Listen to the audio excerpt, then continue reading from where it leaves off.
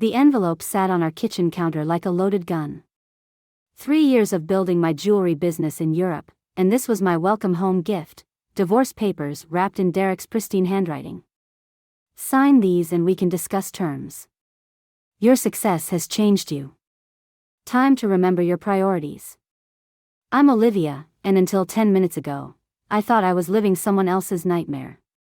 The house still smelled like the lasagna I'd made and frozen before leaving for Milan 3 weeks ago.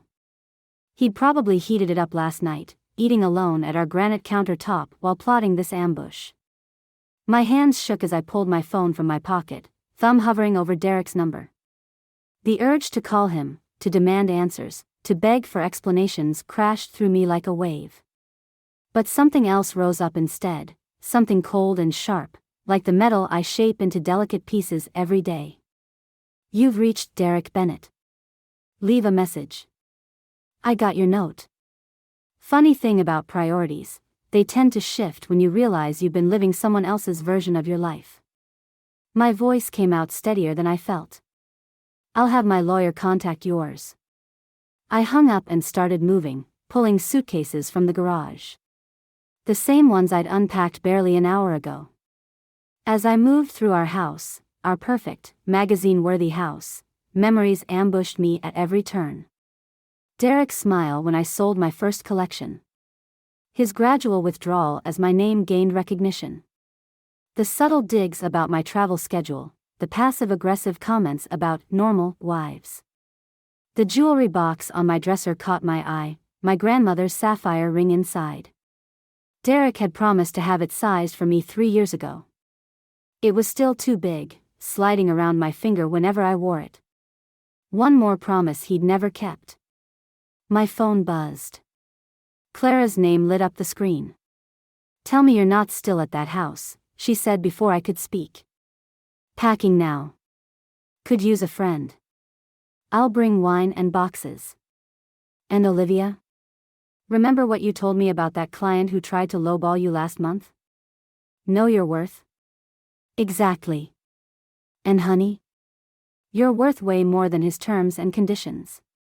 I slipped the sapphire ring into my pocket as I heard Derek's car pull into the driveway. Perfect timing. I'd rather he watch me leave than explain why I'm going. Sometimes the best revenge isn't what you say, but what you don't. The front door opened. I grabbed my bags and headed for the stairs, my heart pounding but my steps sure. He wanted to discuss terms? Fine. But they'd be mine, not his. And they'd cost him far more than he was ready to pay. Clara's spare bedroom feels like a confessional booth tonight. We're sprawled across her guest bed, surrounded by half-empty wine glasses and the wreckage of my marriage. While I pieced together the moment everything started falling apart. Remember when Derek came to my first jewelry show? I twist my wedding ring. Muscle memory still reaching for it even though it's sitting in my purse. He bought me that ridiculous bouquet of roses. Told everyone how proud he was. "You mean the show where you sold every single piece?" Clara's voice carries an edge I've never noticed before. Funny how his pride started shrinking right around then. The memory hits like a slap. Derek's smile tightening as buyers clustered around my display. His hand on my lower back, steering me away from conversations. The drive home filled with suggestions about scaling back and maintaining work-life balance. My phone buzzes. Another text from Derek: "We need to talk about the house payments. You can't just walk away from our life together." I show Clara the message. She snorts. "Our life together? You mean the life where you funded his fancy car payments while he complained about your expensive hobby?" He wasn't always like this. But even as I say it, I'm remembering other moments. The way he'd introduce me at corporate parties: "This is my wife, she makes jewelry," dismissing 6 years of international success with 4 words. How he'd check our joint account daily after I started making more than him. Wasn't he? Clara reaches for her phone, scrolling through photos. "Look at this. Your anniversary dinner last year."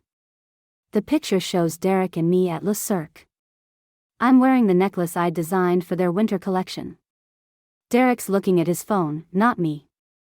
I'd forgotten about that night, how he'd spent 30 minutes telling his colleague about his upcoming promotion. Never mentioning that my pieces were being featured in Vogue that month. Another text arrives. Lucas says you're not answering his calls either. He's worried about you.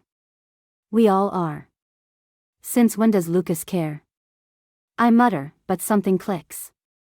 Lucas, who always seemed to show up when Derek and I fought. Who always had Derek's ear. Who knew exactly when to call with some crisis that needed his brother's attention. You know what's interesting? Clara sets down her wine. Your success started threatening Derek right around the time Lucas lost his job in jewelry wholesale. Funny coincidence. I stare at her, pieces falling into place like stones in a setting. You think Lucas? I think someone's been whispering in your husband's ear for years. And I think it's time we found out exactly what he's been saying. The room feels colder suddenly.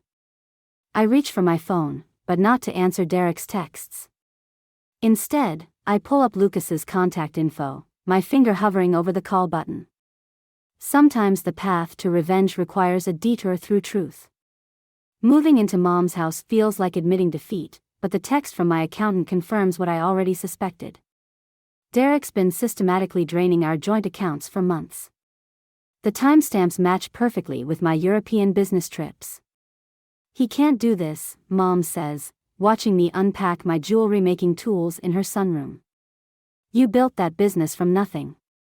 Actually, he can't. I hold up my phone, showing her the separate business account statements. What he doesn't know is that I moved all the business assets 3 months ago. When he started asking too many questions about my Milan contracts. The doorbell rings. Through the frosted glass, I recognize Lucas's silhouette. Mom shoots me a warning look, but I nod. Time to start pulling threads. Olivia, thank God. Lucas steps in, all concerned brother-in-law energy. Derek's a mess. He says you've frozen him out of everything. Interesting choice of words. I keep arranging my tools, not looking up. Kind of like how someone froze you out of the jewelry wholesale business last year. His pause lasts a fraction too long. That was different. Market changes, you know how it goes. Do I? Now I meet his eyes. Because I remember you telling Derek how unstable the jewelry market was. Right before he started questioning every business decision I made. Lucas's face shifts, surprise, then calculation. You're upset. Reading things into your bankruptcy filing? I pull out my phone again. Public records are fascinating. Especially the part where you lost everything to a competitor 3 weeks before you started having those private talks with Derek. Mom moves closer, her presence solid behind me. Lucas glances between us, his practiced concern cracking. You don't understand. I understand perfectly. You lost your business to my biggest European distributor. The same one who just signed an exclusive contract with me. I lean forward. Did you really think I wouldn't find out you tried to undercut my prices? That you used Derek to get information about my designs? His face drains of color. My phone buzzes, Derek calling again. I let it ring.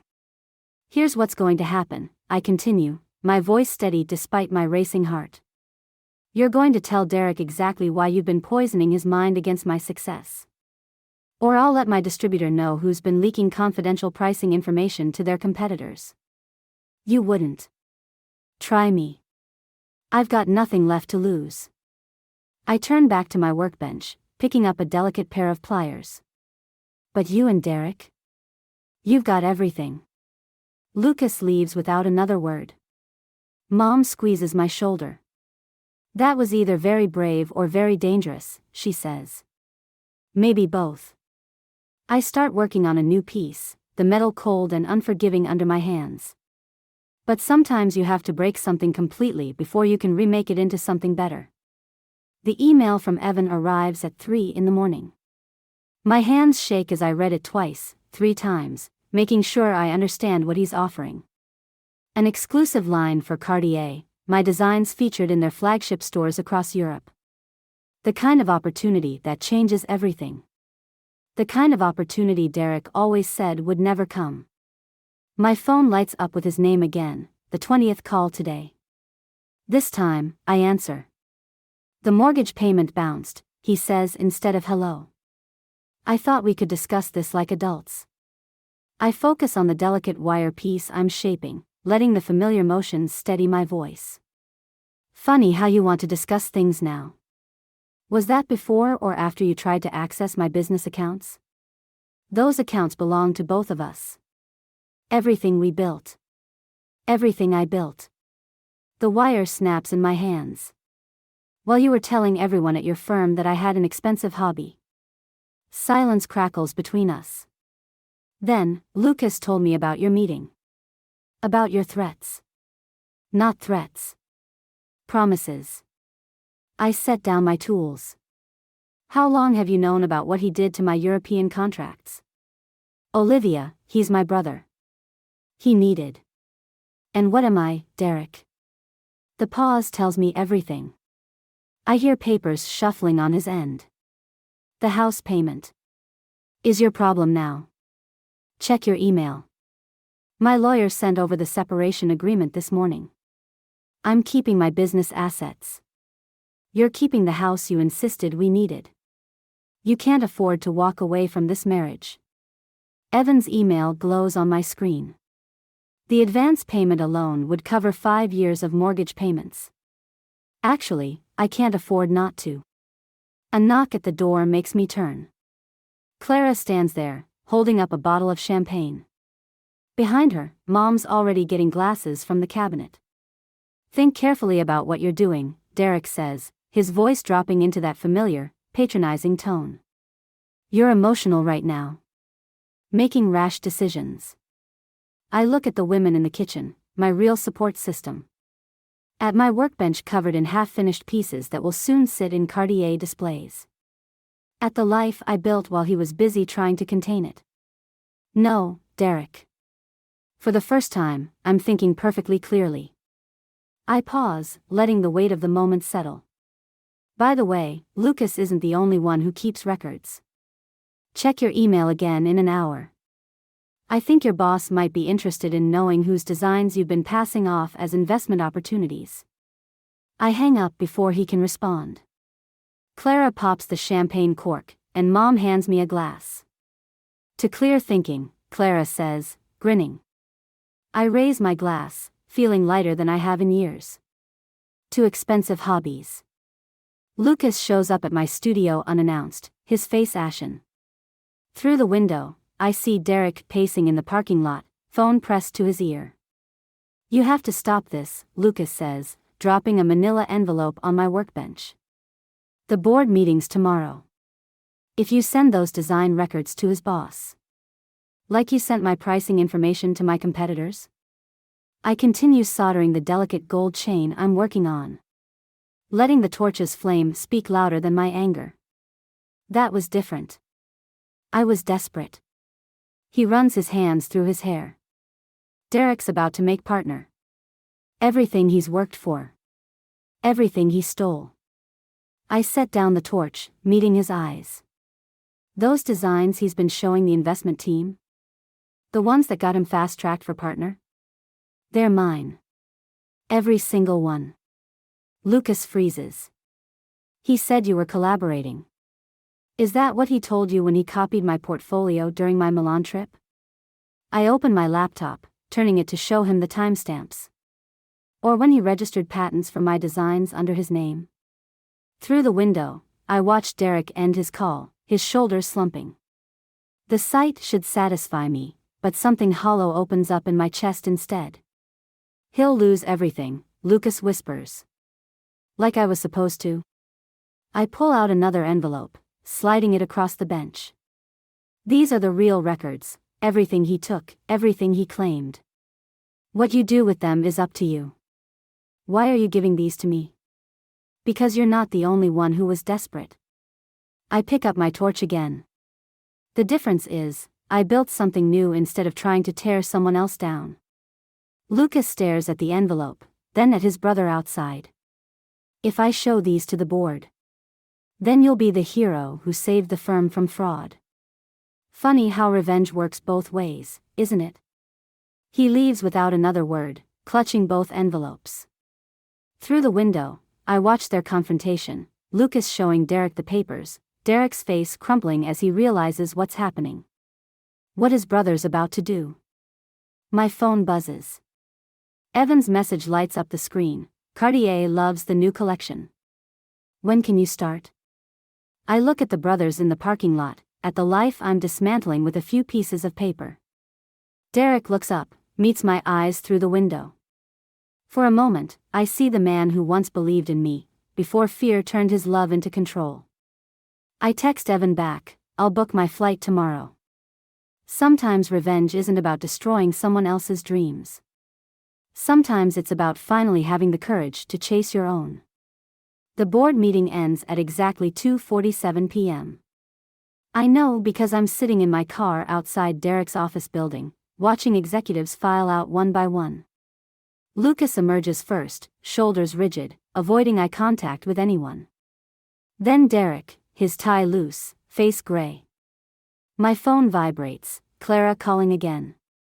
I let it go to voicemail. She doesn't understand why I need to be here, to witness this.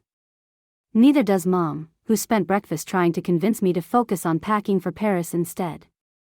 Derek spots my car. For a moment, he just stands there, then starts walking over. I roll down my window before he can knock. Satisfied? His voice cracks on the word. The board's launching a full investigation.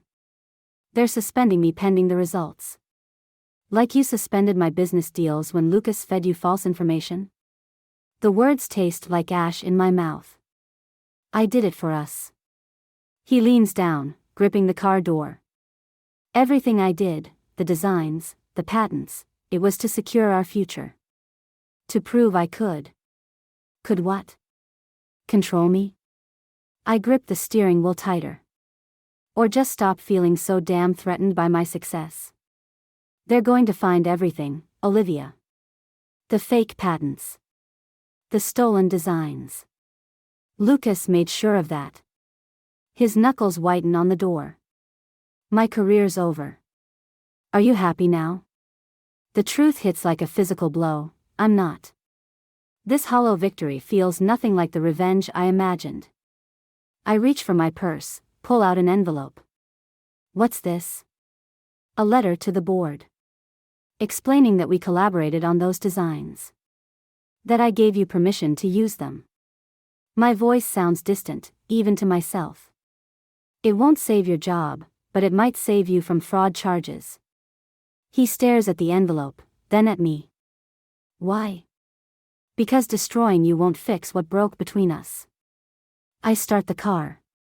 My flight leaves tomorrow. The divorce papers are with my lawyer. Sign them, Derek. Let's both move on.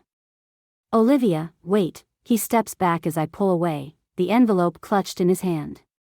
In my rearview mirror, I see Lucas approaching him, probably to twist the knife deeper. My phone buzzes again, Evan this time, with final details for the Cartier launch. I should feel triumphant. Instead, I feel empty, like I've won a war but lost something essential in the process. Maybe revenge isn't about destroying someone else. Maybe it's about finding the strength to walk away, to build something new from the ashes of what was lost. I turn toward Mom's house, toward the packed suitcases and the one-way ticket to Paris. Tomorrow, I'll start over. But today, I let myself mourn the death of a marriage that began with love and ended with two people trying to break each other. The airport terminal buzzes with early morning activity as I wheel my carry-on toward security. 6 hours until my flight to Paris. 6 hours until I can leave everything behind. Olivia. Derek's voice cuts through the crowd. He's running toward me, clutching something in his hand. Security eyes him warily. Whatever you're planning, don't. I step back, scanning for exits. It's over. I found this in your old design book. He holds up a sketch, my first jewelry design, dated 7 years ago. His handwriting in the margin reads, "This is extraordinary. You're extraordinary. Don't." My voice cracks. You lost the right to use those words against me. I'm not here to manipulate you. He looks different, defeated, but somehow lighter. Lucas told me everything. About how he orchestrated my promotion using your designs. About how he played us both. That doesn't change what you did with them. No, it doesn't. He runs his hand through his disheveled hair.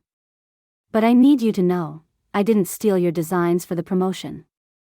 I showed them because I was proud. Because for years, being Olivia Bennett's husband was the only thing that made me feel special. The truth hits harder than any lie could have. You destroyed us because you couldn't handle being in my shadow. I destroyed us because I forgot how to stand in your light. He holds out the sketch. The board reinstated me after your letter, but I resigned anyway. Some things cost too much to keep. The flight announcement echoes overhead. Final boarding call for the Paris connection. I have to go. I reach for the sketch, but he pulls it back slightly. I know. But before you do, Lucas didn't just sabotage you. He sabotaged every major deal I made in the last 5 years. The promotion was his way of setting me up to fail spectacularly. A bitter laugh escapes him. Turns out we were both his revenge plot. Why are you telling me this? Because you deserve to know that your success wasn't what threatened me. It was my failure to achieve my own. I take the sketch finally, my fingers brushing his. What will you do now? Start over. Build something that's actually mine. He steps back. Maybe that's something we both needed to learn. The final boarding call sounds again. I turn towards security, then pause. Derek? That first design you praised? It was terrible. But you made me believe I could do better. You did. You became extraordinary. I just forgot to grow with you. I walk through security without looking back, the sketch tucked safely in my bag. Sometimes the greatest revenge isn't in destroying someone else's dreams, it's in finally being free to chase your own, without guilt, without fear. And without the weight of someone else's insecurities holding you down. The Cartier showroom in Paris gleams with spotlights and champagne glasses. My new collection sits in pristine displays, each piece telling its own story of transformation. Evan beams as buyers cluster around us, their excitement palpable. My phone buzzes. A text from Clara. Lucas just confessed everything to the board. Derek's name is cleared, but Lucas faces fraud charges. You okay? I slip the phone away without responding, focusing instead on the delicate pendant at the center of my display. It's inspired by that first terrible design Derek kept, but transformed, evolved. The flaws that once made it awkward now give it character. Strength. Madam Bennett? A familiar voice makes me turn. Derek stands there in a well-worn suit, looking both out of place and perfectly at home. I hope I'm not interrupting. You flew to Paris? He gestures to the pendant. I recognize the design. Wanted to see how it turned out. A pause. It's beautiful. Like watching a butterfly emerge from everything that tried to contain it. Derek. I'm not here to complicate things. He pulls out an envelope, the divorce papers, signed. I'm here to set us both free. And to tell you that I started my own consulting firm. Building something that's actually mine this time. I take the envelope, noting how light it feels. And Lucas? Getting what he earned. Turns out revenge is a lot like jewelry design, the flaws are what make it real. Evan waves, gesturing to more buyers. Derek steps back. Your moment awaits. He smiles, genuine this time, without the shadow of insecurity. By the way, that pendant? The original design wasn't terrible. It was just waiting for you to become the artist who could see its potential. He turns to leave, but I catch his arm. Why did you really come? To return something. He places my grandmother's sapphire ring in my palm, the one he never resized. I finally had it adjusted. Seemed right that it should fit you perfectly now. The ring slides on easily, sitting exactly where it should. When I look up, Derek's gone, lost in the crowd of admirers surrounding my collection. My phone buzzes again, Mom this time, proud of you, sweetheart. Not for the success. For finding your own light. I touched the sapphire ring, then the pendant inspired by past imperfections. Sometimes the most beautiful things we create come from our deepest wounds. And sometimes revenge isn't about destroying what hurt us, it's about transforming it into something that sets us free. I turn back to my collection, to the future I've built from the ashes of what was lost. Each piece tells a story of transformation. Of strength. Of learning to shine without dimming yourself for someone else's comfort. And that, perhaps, is the sweetest revenge of all.